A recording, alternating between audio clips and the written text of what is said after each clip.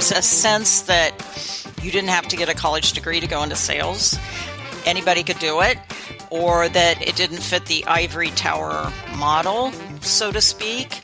I think sales faculty tend to be wired a little differently. Most of us have come from industry, and that's not always true on the marketing side. It's never been the case at places I've worked, but it is the case at some universities that the marketing faculty just don't understand, like, sales is to apply.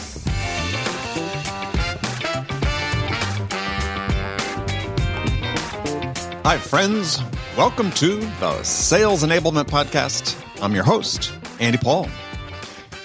That was Dawn Deeter-Schmelz.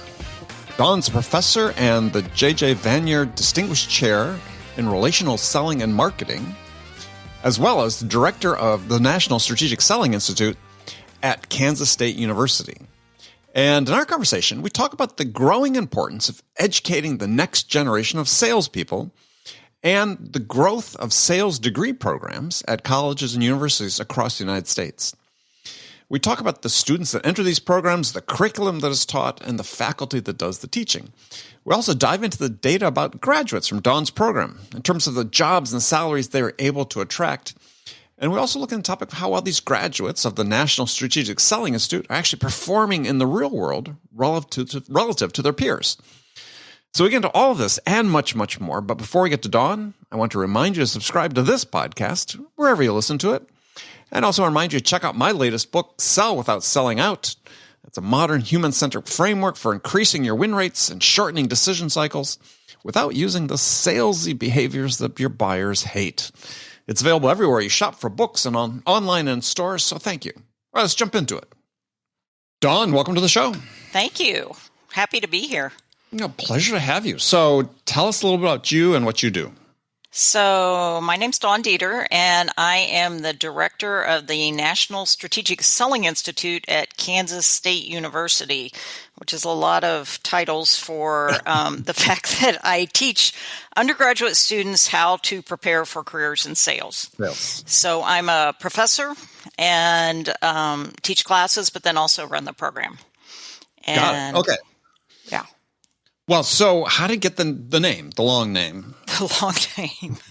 That's a good story, because the dean at the time, they were calling it the Relational Selling Initiative, which I really didn't like. And They hired me to start this program, but they had already given it a name. And I thought, that doesn't sound very marketable. And the dean at the time said, whatever you name it, put national in the title, and then everyone will think you are the program. That's right. Claim your brand. Claim your exactly. Brand. Yes. So, and we went with Strategic Selling Institute. That came from our advisory board, our partners, our business partners. And they like the idea of being strategic selling. So we're the National Strategic Selling Institute, but we call it the NSSI for short.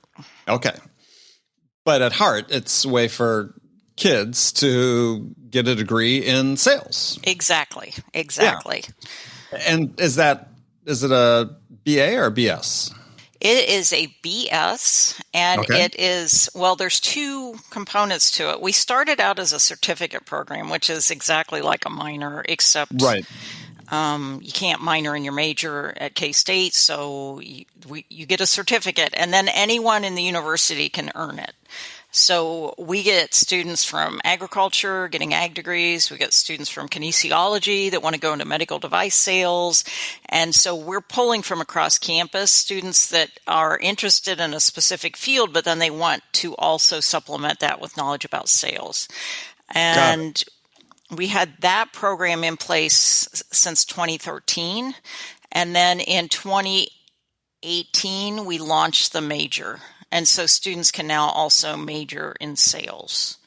And so that, you're in the College of Business. But so that allowed us to really expand the course offerings. Very interesting. So you have a lot of kids who are just majoring, but if you want to, like I said, come from a different department and get your certificate in it. Oh, I like that. I wasn't aware you were doing that. That's cool. Yeah. So let's talk about scale nationally, and then we're going to come back down to your program. So how many schools currently are giving degrees in sales as opposed to credential programs? Because I know there are many more that do credential programs. Right. So that's a good question. At the time that we submitted our paperwork for the major, there were 19 universities in the country with a major in sales. That is nothing. Now, I think there's a few more now, but it's very limited. Now, there's probably about 100 schools that have some sort of sales program. The Sales Education Foundation puts out a publication every year of the top universities with sales programs, and they usually have slightly over 100 universities that have some form of sales curriculum in place. Okay. Yeah, I thought I was talking to Marty Holmes, who's the director of that. Yeah. And I sort of under the impression that maybe it's about 100 plus or so that actually have degree programs, but maybe not that many quite yet. Well, I mean, it's degree in a sense that it's a minor or a certificate or an emphasis, but not a major. Okay. Well, so that raises a question that I was really curious about, and I know lots of people have the same question. It's like, all right, undergraduate business school's been around forever, right? It's been and you can have all these subspecialties. You can have marketing, blah blah, accounting and so on. Why has it taken so long for someone to say, well, okay, great, we can have you can have your business degree and you can have your concentration in marketing and so on, but sales makes the world go round. Sure. Right? Nothing happens unless you sell something. Why has it taken so long for academia to embrace selling?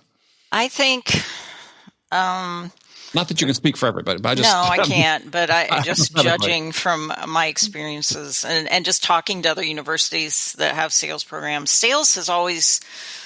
Well, is it the reputation of sales? It's more. I think there's a sense that you didn't have to get a college degree to go into sales. Anybody could do it, you mean? Anybody could do it. Right. Or that it wasn't, it didn't fit the ivory tower model, so to speak.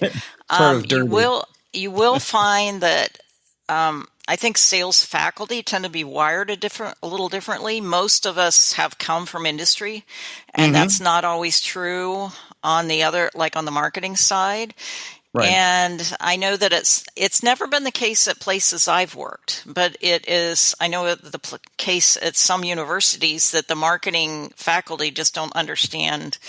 Like sales is too applied, which to me it makes too much sense. I don't know what that means, but here at K-State, and prior to being at K-State, I was at Ohio University, and both of those universities really embraced sales and full on supported it across the board, which has been really nice for us. Yeah. It's just like, I've often wondered that. Earlier in my career, I had a friend at a business school, graduate business school, and he had been working with me in sales, then went back to business school. And I said, what are they doing? Teach about sales? Nothing. Yeah. They bring somebody in once a year or once a semester who made the mistake, who decided not to go into investment banking and became a salesperson at SED, and they talk about sales. And it's like, really? That's it? Yeah. But is that sort of, I don't know. No, everybody's in sales, right? At some point you have to sell. And what's nice is, when I first started here, we're actually celebrating our 10th anniversary this year as a program, and we're having a big celebration next Friday. For which I have to write a speech, which I'm working on. But when I first came here and they said, okay, we're going to start this sales program, and I was the program at that time. And I go in to teach the classes, and deer in headlights, you start talking about selling, and the kids are like, what? We're doing what? But now, once you start getting that groundswell and the students start experiencing success and they're getting great jobs and they're going out and living their best lives and more and more people hear about it. We just had our best recruiting year ever. We are we're probably over capacity a little bit.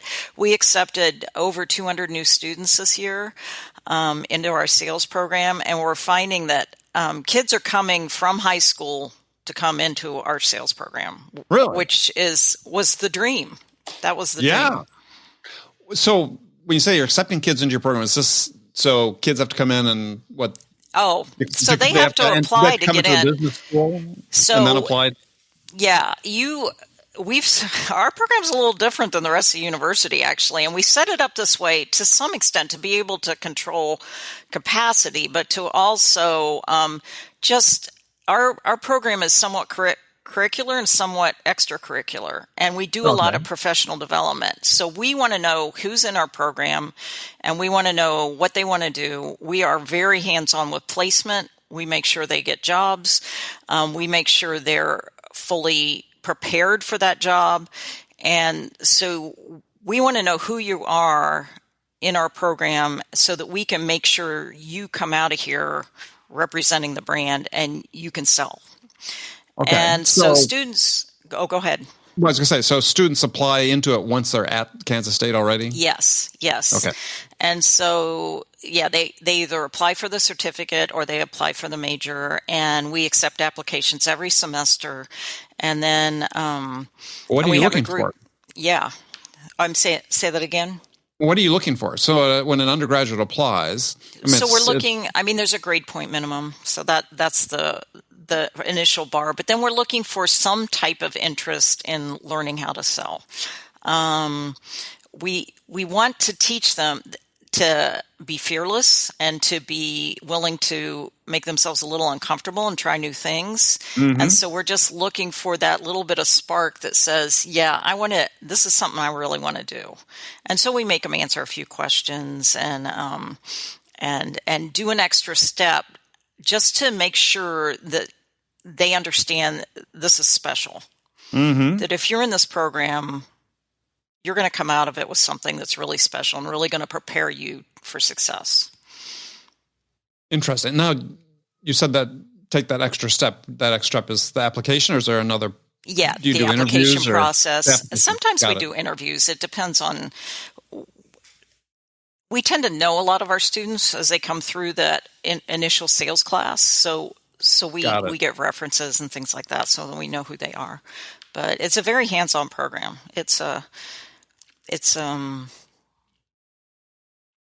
My mother always asks, when my nephew was in college, why didn't somebody do that for him? I'm like, well, most people don't do that, but we do that. Yeah. Well, precisely. So I would think that one of the, for me, one of the great values of seeing some undergraduate education about sales, and for kids even to get majors in it, is to give them some sense of what the job really is about before they do that, because it's not an easy thing. I remember I had really no idea what sales entails when I started right out of college, and had I known at the time, I've changed my mind. But here I still am after all this time.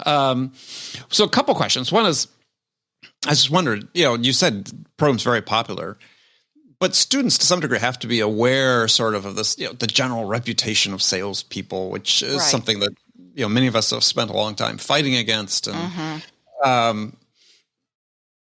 do they see it as sort of an opportunity to change that? Or do you find it sometimes hard to recruit kids because they're aware of that reputation?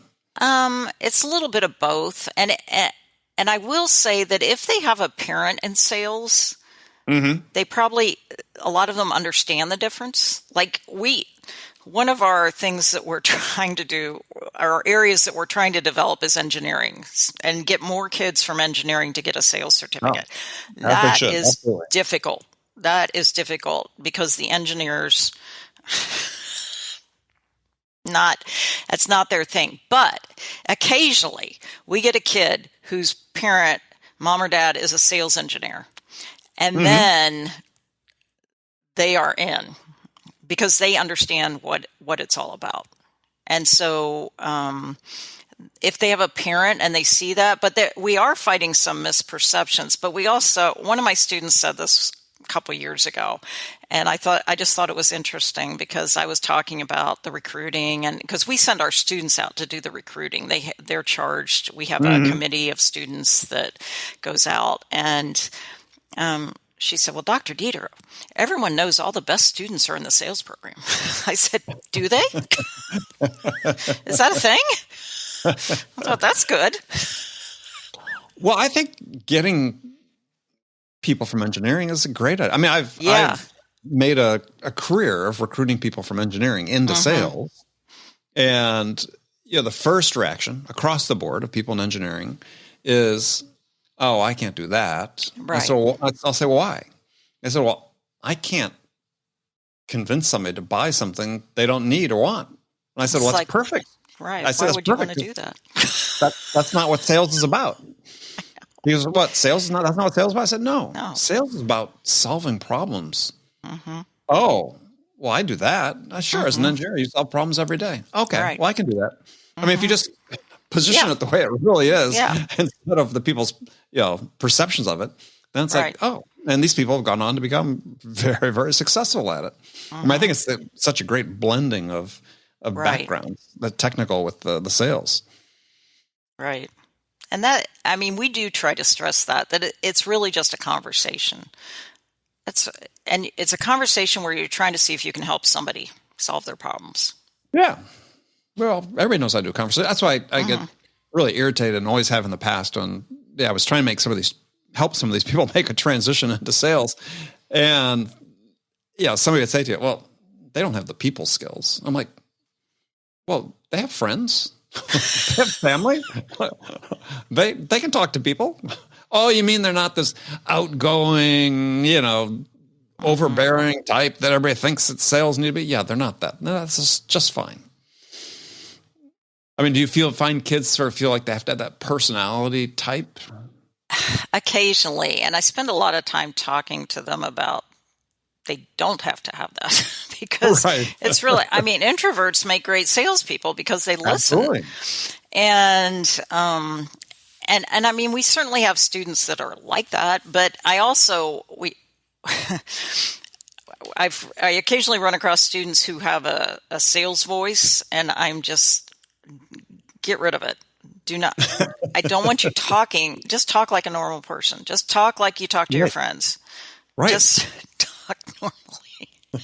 We're doing that right now where I'm teaching the advanced selling class, and we put on a benefit auction to raise scholarship money for sales students. And then we also raise money for a charity that was started by a K-State student, and we partner with them. And so we use Salesforce as our CRM. They have to make prospecting calls. They make face-to-face calls. They make, they reach out via email is their crutch, but I'm trying to get them away from email and get on the phones and get in person. And this year I've been recording some of the calls and listening to them and then coaching them. And I'm like, you sound scripted. And they said, well, I'm not reading. I said, doesn't matter if you're reading or not. It sounds like you're reading. Right? Just talk. just sound like you're just talking to your family member or a friend. Yeah. Yeah. Well, I mean, that's absolutely. I mean, I think this is one of the great things we could do for students who are coming through these programs is change the way they think about what their job is. Right. Is that they're not, somebody said this morning, they feel like when they, and start their day and start making calls that they have to put their armor on first or put their act on. And it's like, no, it's, and this is, you've read my new book, Sell Without Selling Out, that certainly address this. It's just, you have to get people thinking about, and this is again, what I think where the education can help is what your job is as a salesperson, and how you go about it. And I mean, it's to your point, which I think is just fantastic is just have a conversation. I mean, somebody was asking me, somebody new in sales asked me actually a couple of days ago about this. Yeah. How do I do this, this first call, this first contact? Because they think they have to be performative as opposed to, as I said, well, you know how to make a friend, right? And then you're not trying to make these people your customers, your friends, but that's the same motion you take when you start a conversation is, be interested in them. Ask a question about them. Absolutely. Yeah. I mean, so tell us what the curriculum is in your program. So and how do you teach sales? That's also an interesting question. Yeah, sure. So we have a Fundamentals of Professional Selling class. That's the start, and that is about the sales process, a general sales process about having a conversation. And we spend a lot of time in there about asking good questions because and we do a lot of role plays. All of our classes, we have 6 role play labs that have software that we record, and then we watch it back with the students. And by the time they've gotten out of here, they've probably done a good. If they're majoring in sales, they've probably easily done 10 role plays. Over the course of a couple of years, but maybe more. And so we'll do a couple of role plays in this class. And I started early on just saying a questioning role play where you're trying to gather information, needs discovery. And if you try to sell the product, I'm taking points off because this is about learning. Right. Because it was the only way, because, you tell them about asking questions and then they go into the role play and just immediately start spitting out information. I'm like, no. You've got to find out.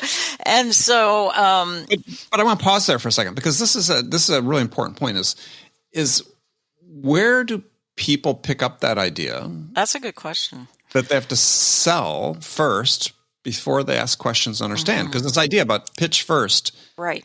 It's like it's in the ether somewhere, right? Yeah, you're right. That everybody seems to have it, and they seem to know about it. But to your point, it's like, I'll take points off if you. I know that works, by the way. Well, I'm sure it does. I would. So you ever tried electric shock? Maybe that works as well. But yeah, it's like. Where's that come from? Because that's a good question. I had never thought of it like that, but you're right. Yeah. It's like these kids that know nothing about sales, and you put them in this environment, and the first thing they want to do is pitch. Yeah. I don't know. We had a DECA is a high school organization. I think they have a college organization too, but there's a strong DECA organization in Kansas, and some kids came to K-State and they asked me to judge, so I did. And these high school students would come in, and I remember this one girl, and she was just came in, just all right, bright and eager and ready to go, and they said, "Okay, time." And for 5 minutes, she just talked to me, and then at the end, she said, "So what do you think?" And I'm like, "Oh my God, what just happened?" Yeah, but I mean, high school. Sure. Well, I said that's why I think it's just out there. You're right. In the ether, it's out there somewhere. It's just like and it's certainly this popular culture, and we see movies and TV shows and so on that portray, Wolf of Wall Street and blah blah blah, Glenn Ross, all the typical ones. But it's like, somehow it's just there, and I think. Changing this perspective, as I talked about earlier, to me is such a critical task to try to accomplish. And you're doing it. It's like, got to ask a question first. Right. So we hit that hard in the fundamentals class. Then they take and not necessarily in this order, but we have a Salesforce leadership class that focuses a lot on coaching. How to be coached, how to accept coaching effectively, and how to coach effectively. We don't teach it as a traditional sales management class because these students are not going to go out and be sales managers for a long time. So it's more the coach. I think the coaching aspect is more on target for where they are now. And then we teach my advanced selling class is more of a capstone. But before that, they take a sales technology class, which is more of a prospecting class. And we go over the tools. We've used Zoom Info, and I think they get HubSpot certified in that class. And then we also start teaching them Salesforce CRM in that class. And then my class is where they then put it to use. They set goals. They have quotas for their selling, finding auction items and selling sponsorships for the auction. Oh, okay. All right. And so putting them to work. So we spend about 5 weeks getting them ready, and then they're selling. And I will tell you, as an instructor, it is the most terrifying way to teach a class because I just pray every year that we break even. But the event costs us about $40,000. It's actually become a very popular event in the community, which is nice. And so and our alumni like to come back. But it would be so much easier to teach a traditional class. I was telling some students this yesterday as I was stressed out, but because it's one-on-one coaching. And so they're coming in and we're reading a couple of books. And then they're taking some quizzes over the books, but mostly they're in here, they're making phone calls. I'm listening to their calls. We're talking through what they're doing. We're looking at their pipeline. We're doing pipeline checks. And it's kind of it's crazy. And we have it's always interesting to see, some students don't rise to the occasion, but most of them do. And some of these kids that maybe don't succeed as well in other classes take to this class and just run with it. And it is so much fun to watch. I have some students right now that are just loving it, and they're hungry, and they're out there, and they said, who else can I call? What else can I do? And so we're feeding them leads, but it's one of my students was telling me yesterday, we were talking about it, and he said, most classes, people always say, I wish I would use this in real life. And he said, there's not a single thing in this class that we won't use in real life. Yeah. And so, that's the beauty of it. So they're calling businesses for sponsorship or for auction items. Mm-hmm. And they're calling alumni. We probably have, at this point, probably about 400 alumni of our program who have taken this class. So they know what it's like. And I actually helped a student with a call yesterday. We did a joint call because we have sold out of tables, and somebody wanted a table for their company. And so we had to have the conversation, hey, we're out of tables. So what else can we do? But this was an alum of ours, and so he said, well, I think I'm going to make you tell me why should I buy this from you and not from somebody else? And the kid not only told him, he then tried to upsell him. I was like, yes. Perfect. Yeah. So give me a sense of when kids are done. So, I mean, is your mission, you're a state university, so is your mission, you're training people for employers, local employers in the state, or probably?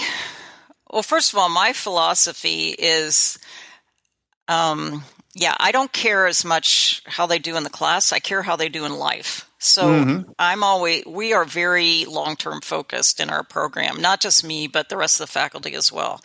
And so about 50% of our kids stay in Kansas. There are a lot of good opportunities in Kansas City and Wichita, and we have good partners in both those cities. But about 50% go elsewhere. And so, because after all, we are the national strategic. You are the national, that's right. So, companies come to us from all over. Okay, that's what I was going to ask. Yeah. We have a sales team, and I don't know. Have I ever talked to you about this whole sales team thing? No. Okay. There's a whole university sales team, like sales competition. Oh, right. Right. And so we have a team of students. You have to try out and win a spot on the sales team. So we'll actually have tryouts here in a month. It's pretty competitive. And our sales team does really well. We compete. Well, explain the competitions, because sure. I know there are multiple competitions I've heard about. Yeah. And so most of them are similar. Some are a little different, but a company will sponsor a product. So they'll be the product sponsor. And so several months before the competition, we will get a case with product information. Depending on the product, sometimes we actually get products sent to us. And then we get a case, we get a buyer profile with needs, and usually there are multiple rounds, but we'll get the first round. And then you can take it depends on the competition, but you can take 2 to 4 students to that competition. So we just a few weeks ago competed at the National Collegiate Sales Competition held at Kennesaw University in Georgia. And there were, I believe, 67 universities there. And so the product was Gartner. And so we were well-versed in Gartner, and we ended up with one in the quarterfinals and one in the semifinals and ended up in 6th place. So our goal is always to make the top 10. So we made the top 10. Last fall, our team won the World Cup of Sales. Wow. I know. Hosted by Florida State University. And that one was unfortunately virtual last fall. It's been virtual for the last couple of years, but we got to go to Kennesaw in person. But and I'm blanking on the product for that one. I apologize. Let's take the Gartner one. So explain what takes place in these competitions. So a student at Kennesaw, they have 9 role play rooms. And so kids will be seated based on last year's performance, and then they'll go in and there'll be like 8 in a flight, and they'll be competing against each other. And so they'll go in and there'll be somebody there from Gartner playing the buyer. So this person knows Gartner. And then there's other people judging, and it'll be a combination of business people and faculty judging. And so they'll judge all 8 in that room. And then the top 2 move on, and then the rest go to a wild card round. But so there's like a role play that takes place with the buyer. It's a role play. It's one seller at a time. One seller at a time. Are the other people seeing what that seller does? Or are they in a different room? No. Nobody gets to watch. That's the only downside. Okay. Right. So the companies that pay to sponsor, they can go watch. They can go watch anybody. But we can't. As faculty, we're not allowed to see anybody, and students aren't allowed to see anybody until the end. And so it goes through 3 rounds of role plays until it's down to 4 people. And then they do that one live. And so how long are these? 20-minute role plays. Oh, you'll be pretty tired at the end. Is that all done one day, or? Oh, no. It's over 4 or 5 days. Oh, okay. I was going to say that's. So we travel, like we all pack up and we go to Georgia for 4 or 5 days, and it's a big deal. It's like that one, the Kennesaw competition, the Florida State competition are kind of like our Final Four. Got it. Okay. And so does placing well in these competitions help the winning students land jobs? Oh, yes. Oh, yes. Right. Oh, those students, last year, one of our students won NCSC, or it might have been 2 years ago. She won NCSC, and she also won. That's the National Collegiate Sales Competition. Then she also won the one in Florida State, and she had a lot of job offers. Like people, they'll have 5 or 6 job offers. Those students, and plus they went. I mean, this is a great deal for a college student. As far as helping to pay for college, because there's always cash prizes at these competitions. Oh, yeah. A lot of time they'll win a custom-made suit. Yeah. Not that many wear suits anymore, but yeah. No, still. yeah, true. Well, but that brings us to pull it back to the recruiting side and the national profile. When your teams do well in these competitions, and we're traveling, like we got a team this weekend in Arizona at Arizona State. They, then companies from all over see our students, and that raises the profile for us. And so they then want to come here and recruit. So here's the question is do students with a sales undergraduate degree, do they typically get recruited in at higher base salaries perhaps than kids that don't have that? Mm-hmm. Oh, yeah. As much as some of the other majors in the college hate to admit it, our students are going out at the highest starting salaries. So give us an example. I think our average starting salaries for sales is like 58,000, and As that's a base salary. base. Right. That's base. and as far as I know, accountants don't work on commission, so. No. If they do, that's problematic. Yeah. No, our students are doing very well for themselves. I guess. Yeah, I just think parents like our program. I'm sure they do. And we get a lot of siblings. Yeah, I'm sure you do. No, I just think it's a great trend. I mean, I think it really is. It's I can't imagine doing anything else. It's so much fun to work with these students, and they're so excited, and they're, for the most part, they're hard workers, right. And they just. I was looking through an email I had the other day because I'm writing this speech, right? And I was trying to find something to sort of end it. And a couple of years ago, the student had written me an email. It was during COVID, and he had graduated in 2019. And he said, I know it's really weird times right now, but I was just sitting here, and I wanted to let you know that I used to think salespeople were scum. That's literally what he said. But he said, I took that fundamentals of professional selling class, and he said, I found my passion. Mm-hmm. And he said, I just got a promotion. I just bought a house. I'm getting married. He said, my life is great, and it's all because of sales. Wow. And that's, and with that, I have that hung up on my bulletin board in front of me every day, because that's why we do what we do. Perfect. Well, I think that's a great way to end the conversation. I mean, that's what we hope for. Yeah. So, Dawn, well, thank you very much. So tell people if they want to learn more about your program, or if they're working for a company, they want to be a potential sponsor or help you in any way. Sure. What's the best way to contact you? Yeah. And you can just Google the National Strategic, if I could say it, the National Strategic Selling Institute. Right. Or my email is just ddeeter@ksu.edu. And happy to talk to anyone. Perfect. Well, Dawn, thank you so much. Yeah, thank you. It was great to be here. This was fun. Oh, good. Well, we'll do it again. Okay. Okay, friends, that's it for this episode. First of all, I want to thank you for taking the time to listen. I'm so grateful for your support of the show.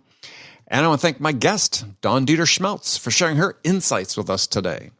If you enjoyed this episode, please subscribe to this podcast, Sales Enablement with Andy Paul, on iTunes, Spotify, or wherever you listen to podcasts. So thank you for your help with that. And thank you so much for investing your time with me today. Until next time, I'm your host, Andy Paul. Good selling, everyone.